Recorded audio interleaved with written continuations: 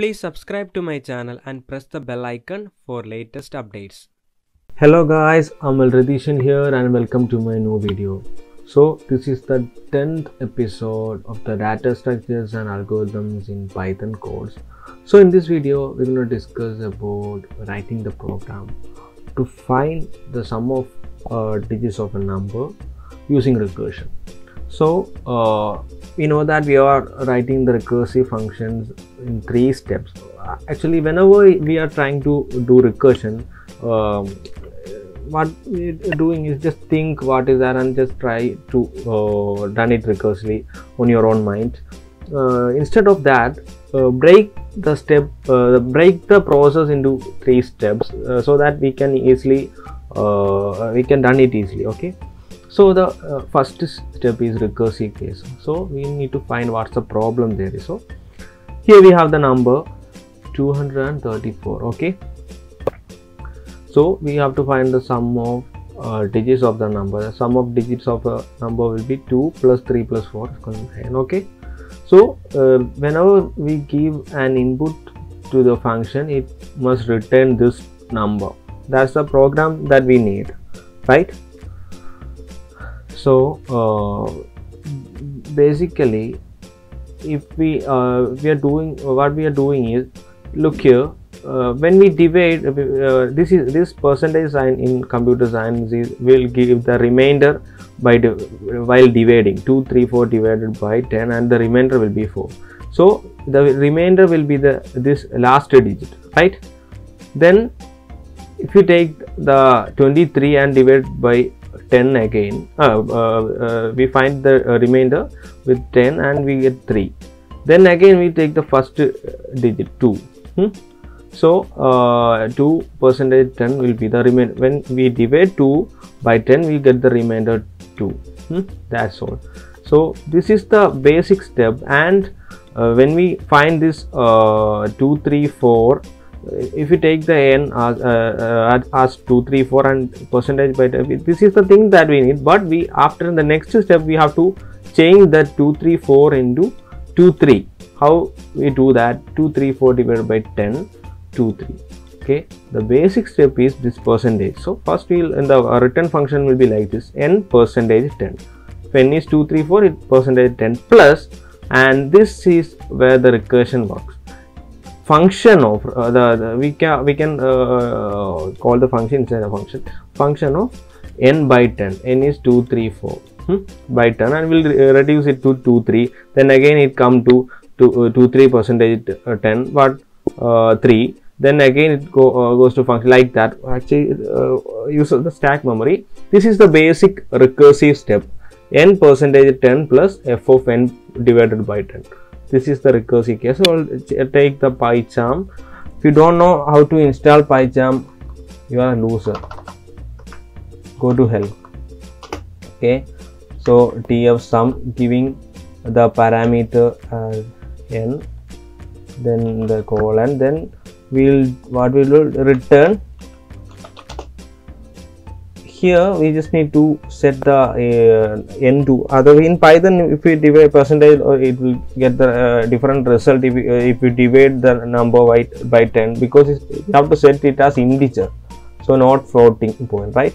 So int of n percentage 10 plus sum of, we are calling the function again, int of it must be integer 2, int of n by 10. So we know that if you press here, run it, there also sorry, we have to print something here. print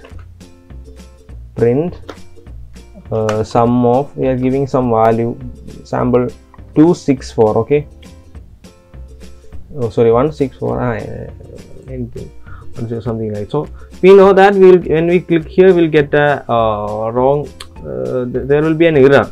Okay, that error will be the stepping stone to the next step. Okay, running it. Okay, here we get the maximum recursion length or error, and what we're gonna do is, we haven't set the base case. Base condition is very important, otherwise infinite loop will occur. Okay, the base case is n is equal to 0. In the the first case we see that the 2 percentage 10 will be 2, and again in this case f of n, this is the value, the 3 divided by, then it will be n become 2, n become 2, and again like that. So if n is equal to 0, we have to stop. If the value of n is equal to, we have to stop that, we have to return the value 0, otherwise infinite loop will occur. Okay, so the step n is equal to 0, n must be 0, and that's the base case. So we'll add that to the code. Okay, if n double equal 0, return 0, else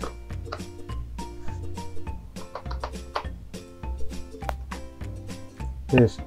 Okay, and let's run this code.